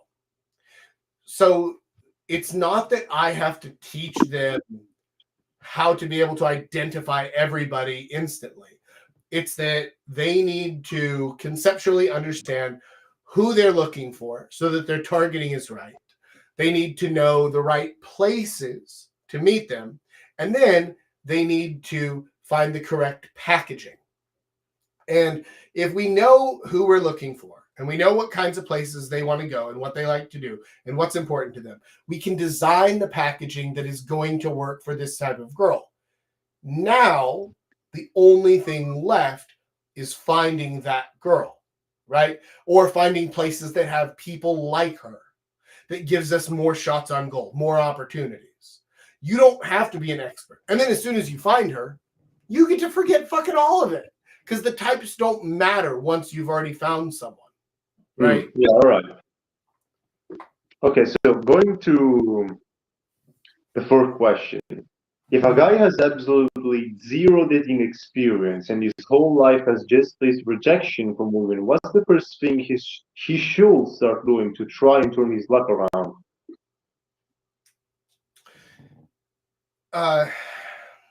Yeah, well, that's a harsh question. So most likely, if a guy has zero experience with women and his life has just been pure rejection, we're going to need to do a couple of things first off, which the first thing is going to be the mindset stuff that I talked about earlier. Understanding that this isn't personal, that people do like you, people do want to be around you, people do want to be with you, and there are women who will want to be with you, but it's just a packaging issue, right? So it's not personal. We have to break all of that stuff down mentally. And then we have to start really examining the packaging, because somebody who's never even lucked into any sort of experience, there's probably something going on with the packaging, with the presentation, that is causing an issue. It might be body language that they don't know that they're using, right? It might be things like they always look down while they're talking and they never make eye contact. And like, okay, cool. We have to fix that. So there might be some basic skills that are missing that we have to fix and fill in. It might be that I had one client who was like 6'7". So that's like, Damn. yeah, that's like 193 centimeters or something like that. Like just Even more than that, I think. maybe more than that, right? Just fucking massive, like basketball player large, right? And this guy, he didn't realize that every time he walks up to girls, he terrifies them. Because not because he was mean or scary or anything, but just because his resting face was kind of angry or upset. Even though he wasn't angry, it just looked that way. And so there's this massive giant of a man walking over to me and he looks angry. And so women were always terrified of him. And so that's an example of like, right, there might be things about the packaging that you can't see yourself that you need to fix. Even right? the small details like that, depending on person to person, can actually make the difference. Well, but again, if it's like a long streak of literally zero attention, zero experience, then there's most likely something big, but that they don't know, right? So whenever I have clients like that, I will have them actually videotape themselves, not doing an approach, but doing an approach to the camera, as if they're talking to a girl. I want to see from her point of view, right? So like find a place to set up your phone or buy a tripod. They're like $5, right? Buy a tripod and set it up, and then walk up to the camera as if you're doing an approach and talk to the camera and just have a totally one-sided conversation. Like it doesn't matter. What you say isn't important here, but I just want to see what they're seeing. And that's normally where we can find issues like that. So like with that client, whenever I was like, oh, you're terrifying, right? Like, let's watch this back. You look super fucking scary, man. Right? Now imagine, because you've set the camera up so that it can it can you can look at it, right? But now let's lower that by about 2 feet. So I'm basically looking at like above your belly button here, and like most women are, of course, are going to be fucking terrified, right? So Even men, I think so. right, exactly, right. So finding things like that, if it's a long stretch of literally zero positive female attention, it's probably something to do with packaging, and it's a big thing to do with packaging. Yeah, I completely agree with that. So then we have the next question, and this is probably the last one. When you've been in a situation where nothing just seems to be going your way, hormone-wise, what usually is the cause of it, and how do you break out of it? Nothing seems to be going your way. What? Uh, Woman-wise? yeah, woman-wise, what usually is the cause of it, and how do you break out of it? So, I mean, like, if he It's means, kind of a weird question because it also depends on the situation if you think about it. yeah. Uh, what is the cause of it and how do you break out of it? Like, I don't know, man. Let's say, for example, in one of my situation, maybe something's not going well with a woman that I approached. Maybe if it's conversation wise, I would look at I would look, through my text or maybe what I've said to her on or how I said it with my body language. But it also depends on the situation because there could be a lot of things that went wrong and you wouldn't even realize it. Um, Maybe a question that you could ask Jack instead would be, what have you noticed that you've done incredibly wrong after a relationship that you had to deal with where nothing was going your way? Like, did you realize what you were doing wrong, and what were the main pain points and wrong things that you were doing that you immediately realized, and how did you fix them? That could be actually a question that you would ask Jack because it really depends on the situation. I don't know, Jack. Do you have a story for that, or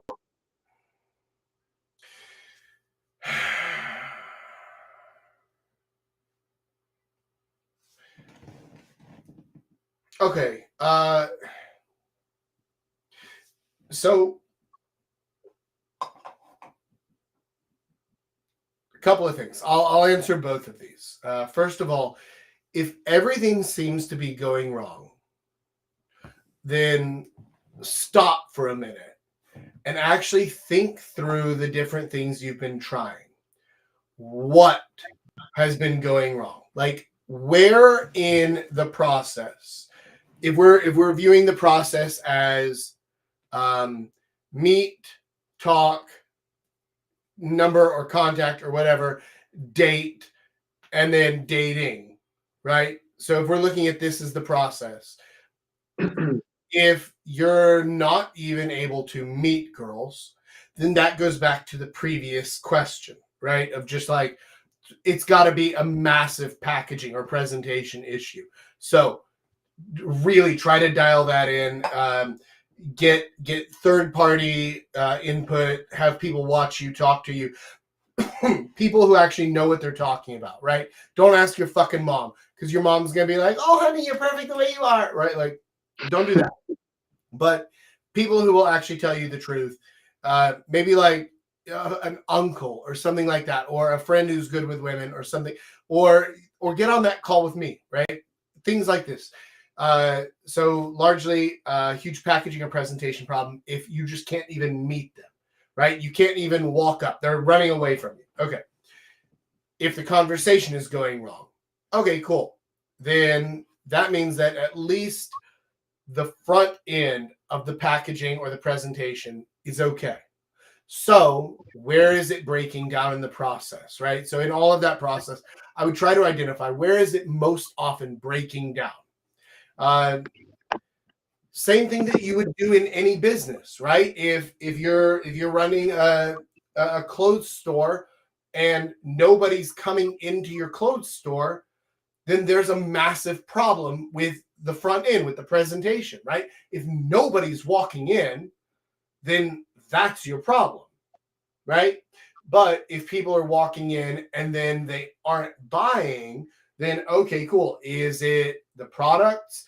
Is it the prices? Is it right? Start testing the different variables and figuring out where they're stopping. But same thing here. I would break it down. If you feel like nothing is going right, start looking at your most recent interactions.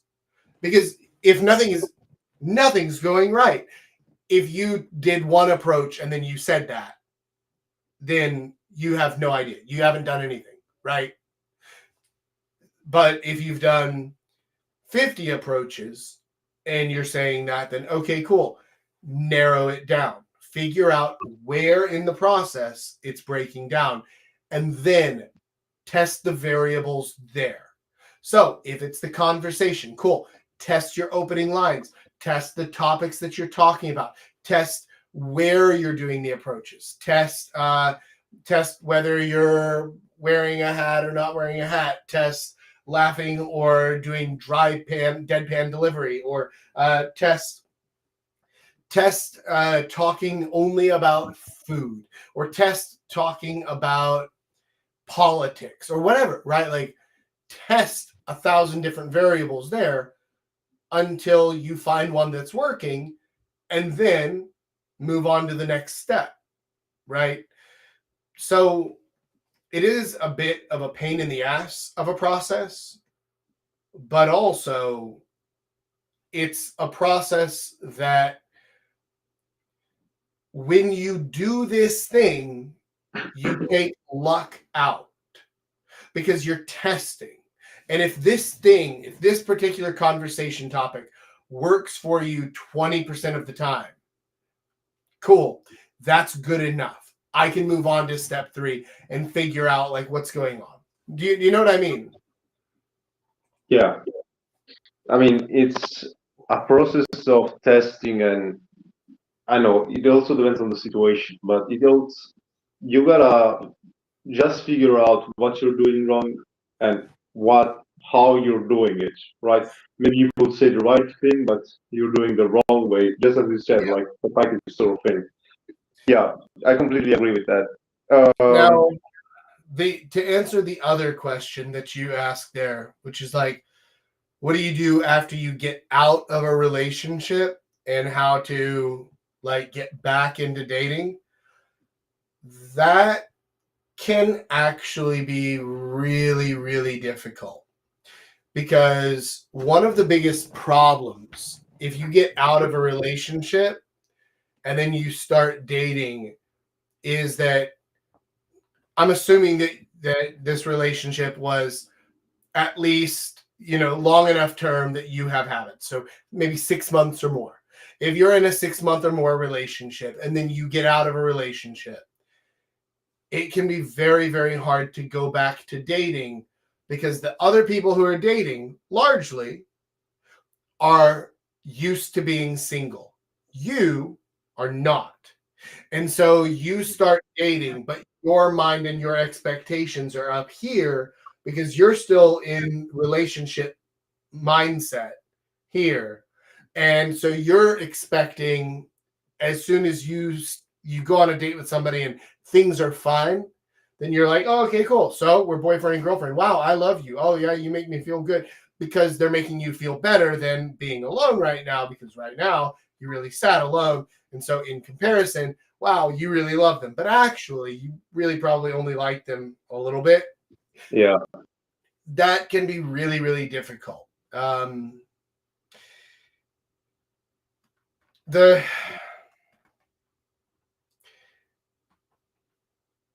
best the best situation, the best thing you can do at that point, recovering from a failed relationship,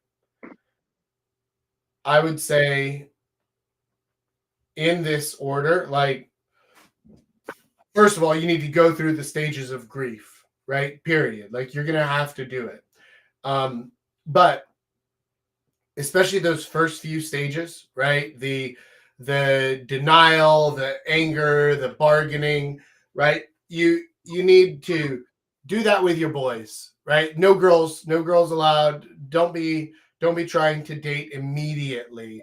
Go through those stages. Go out with your boys, go out with your friends, and just go drinking, go talking, go sit around and fucking play Mario Kart if that's how you do things, and just like tell them, like give them warning, be like, by the way, for about the next week or so, I'm just gonna be bitching about this thing for a while. I don't expect you to fix anything. I don't expect you to offer anything. Just kind of ignore me. Let me do this thing. I'm just gonna let it out. And then I'll be done in like a week. Okay, cool. It's fine. Do that with the boys. Let all that shit out. And then once you're through those stages, at least, go back to your targeting. Go back and figure out, like, okay, cool. I tried to date this girl. Why didn't this work? Because it's probably a targeting issue. It's probably that I thought I was going to meet this type of girl, but instead I met this type of girl. Or I met this type of girl on purpose, but then we did, like, I met a slut and it was a lot of fun, or I met a crazy lover and it was a lot of fun, but then I just stuck around in the relationship. Why? Okay, cool. That might be a packaging problem. Figure out where was the problem in there. What could you do differently to make that whole thing not happen again next time? And then once you've refigured out, retooled your targeting and whatever you need to change about your packaging, then go out and start dating again. Yeah. What would you say is that to men that feel like they know their targeting, but maybe they don't really know what kind of girl they want, or maybe they're just, trying to figure out a girl that they want in their life, but like they don't know which type is best for them. Like, what will be the best way for them to discover what their main target should be? Well, most men don't know who they want to meet, right? And Yeah, also most women don't know, right? This is why,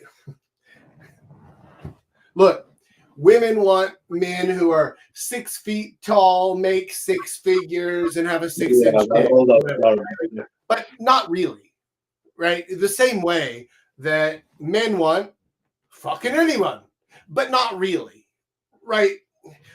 There's most men don't know because they've never stopped to actually think about it, right? Yeah, For example, listen, if you came to Korea and you asked people in Korea, what kind of pasta do you like? They would say, yes, I like pasta. And you'd be like, no. I mean, like, what kind of pasta do you like? What do you mean? Like, I like pasta. Oh, you mean like cream pasta or tomato pasta? Yeah, I mean, I guess I like tomato pasta better. You're like, no. I mean, what kind of pasta do you like? yeah, Like, they literally don't know that there are different kinds of pasta. It's not a concept to them, right? So similarly, most men are like, yeah, I like women. Okay, but what kinds of women? Oh, do you mean like hot women or like fat women? No, I like hot women. No, I mean, what types of women do you? Oh, I guess I like athletic girls. That's not a fucking personality type, right? Most yeah, people literally don't think about it because they don't know that those exist. They know subconsciously, they know naturally that, like, of course people have different personalities, but there are 8 billion people on the planet and there are 8 billion personalities. It's not what I'm talking about, and you know it, right? So they don't know what they like because they don't know that those different things exist. but they do exist, right? So honestly, for people who aren't sure about their targeting or who they want to meet, I would start with what kind of relationship do you want to have? Okay? So and here's the thing is that this can be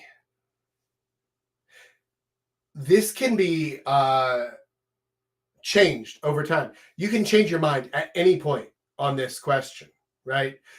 And so that's why it's important to be totally honest about it. Because a lot of times I'll coach guys and they'll say like, oh yeah, like I want a good girlfriend or a good partner or a good wife, and I'm like, okay, you say that, but you keep going to nightclubs chasing after sluts. So what do you actually want now? Like, what are you trying to find now? Because if you say you're looking for a good wife, but you build all of your packaging towards hooking up tonight, you're not going to find a good wife ever. And then you're going to complain about it, and you're going to say like, oh, all women are just sluts and gold diggers. And like, okay, well, yeah, because you targeted them, right? Like you went looking for those girls. So that's what you found. Surprise, right? Like, yes, Russia is full of Russians. Who fucking knew? Same thing. You need to figure out what it is that you actually want, what kind of relationship it is that you want first, honestly, and then figure out, okay, cool. For a type of girl who's looking for these types or for this type of relationship, right? Because we want somebody who matches with us on this, who's looking for the same thing. If we're looking for hookups, we also want a hookup type girl. We don't want to try to talk a marriage girl into a hookup. You can, but what a fucking waste of time, right? And not even going to be a good hookup. So don't do that. Find somebody who matches. Okay, cool. Now, of the people who match, what characteristics or traits are you looking for? What are the most important things for you in this type of girl? If you're looking for hookups, are you only looking for hookups with black girls with huge titties? Okay, cool. That's important because understanding these characteristics, these traits, that helps us with the targeting, right? Yeah.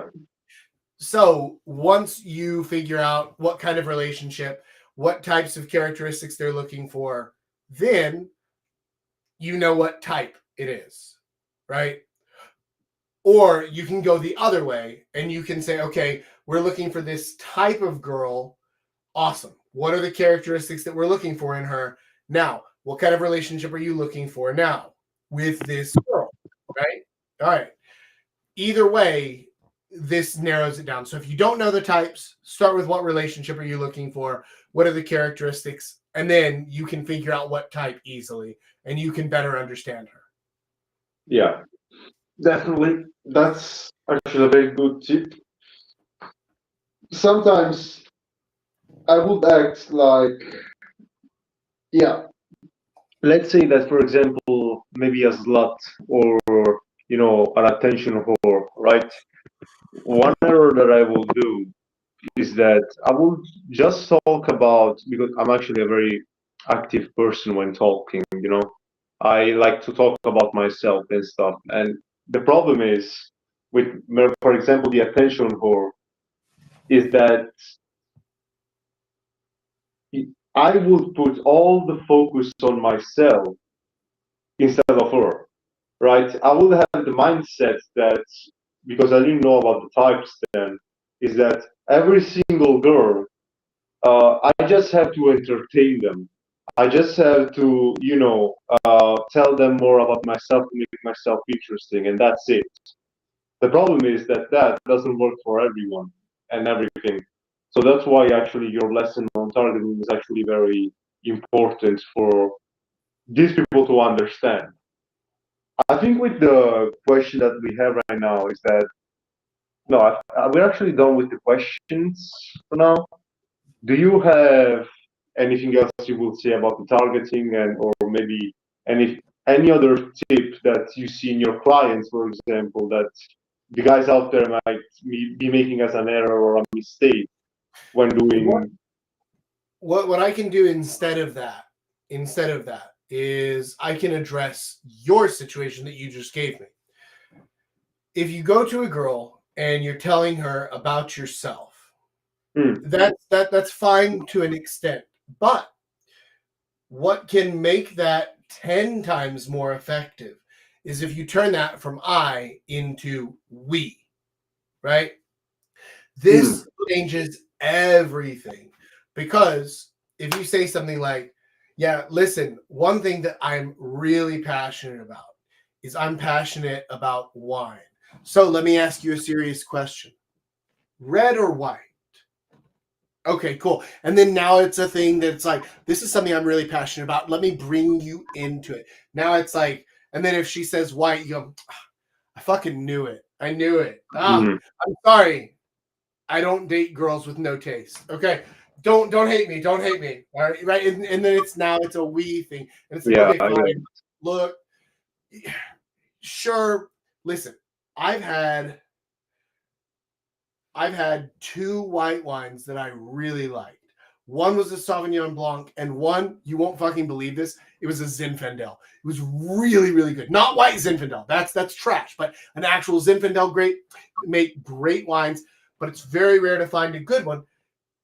Why white though? Is it just like, oh, it's sweet? Or are you like more into like the dry whites? Or are you like the $10 Moscato kind of whites? What is this? You know, you can turn it into, I'm still just talking about me this whole time, but I'm talking with her about me, so it's we. Yeah, again, so basically, it's just how I did it that was wrong. Again, it's not what I said or did; it's the delivery. Yeah, exactly. Right. It's packaging. It's packaging. Yeah, It's exactly. all like the content itself. Nothing wrong with it, but you just change the pronoun basically from I into we, and now the same topics, the same conversations are 10 times more engaging for her, and she finds you very interesting. Right? Yeah. So that one small packaging difference from Made the whole I into thing we, different. and you can do the same thing with any conversation topic, right?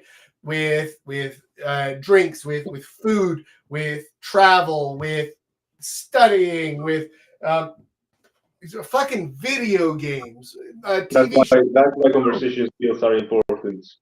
Yeah, whatever conversation topic you go into, you change it from I into we. So if for me, for example, one thing I might say to a girl is be like, now this is going to sound like a weird question. One thing I'm really passionate about in my life, something that really matters to me, is music. So I'm curious what kind of music you like. And just so that we're clear, I'm absolutely judging you based on what you say next, right? So tell me, what kind of music do you like? And now all of a sudden, right? Same thing. But I've opened a loop here where I said something I'm really passionate about, something I care a lot about. So she might answer me and then come back around and say, hold on, why are you so passionate about music? Like, what do you mean? Do you mean you like to listen to music, or do you play music, or is your grandfather a musician, or what's the story there? Okay, cool. Now I can kind of talk a little bit about it, carry it on, but if I'm clever, leave the loop open so we can come back to it again later. Because if you find a topic that's working, then you use it. You don't have to use it all right now. You can use it and then move topics and then come back around, and then you can play with it. But again, this is packaging, right? It's not content. What you talk about almost doesn't matter. No, I get it. Yeah, Like I think that I've literally talked to girls about how I love Dungeons and Dragons on the first date, and they didn't think it was boring because I wasn't telling them about Dungeons and Dragons. I was telling them, this is a thing I really like doing. Have you ever heard of it? No? Okay, cool. Well, basically, it's like storytelling, but with a group. Hey, when you were in school, did you ever play that game where, like, there would be blanks in a story and the teacher would say, like, okay, give me a noun, give me an adjective, give me a verb, and then they would read out the story and it would come back being totally silly, right? That's kind of like what this is, but on a grown-up level where we're all telling a story together. It's really fucking cool. What kind of stuff do you like to do with your friends? Like, oh, well, we just sit around and talk. And I'm like, cool. All of a sudden, Dungeons and Dragons sounds way cooler than what she's doing. Yeah. Right? So, again, the content is not the issue. The packaging is. Yeah, right? I get it. That's a good thing to know. So, yeah, that's why I'm thinking about all the mistakes that I've done in the past and all the overthinking that I did regarding that. Now that I think about it, yeah, I wasn't really good at conversation skills, honestly. but that's okay, because you're learning, right? And like practice gives you the skills, so nothing is wasted. It's not wasted time. It's just learning. That's all. Yeah, definitely agree with that. Yeah. I think we I don't know. We can actually wrap up with it because I think the questions are over. Yeah, I think it's about time for us to go ahead and wrap it up. So, for those of you watching, thank you for tuning in. I really appreciate it. Oh, by the way, if you haven't done it yet, please hit the thumbs up button, hit the like button. YouTube loves that shit, right? They cream in their pants for it. So please hit the like button for me. It really helps me a lot. And thank you, Antonio, for joining me. I will join next time, probably. Awesome. And for the rest of you guys, I will catch you all next time. So until then, Papa Jack out. Bye.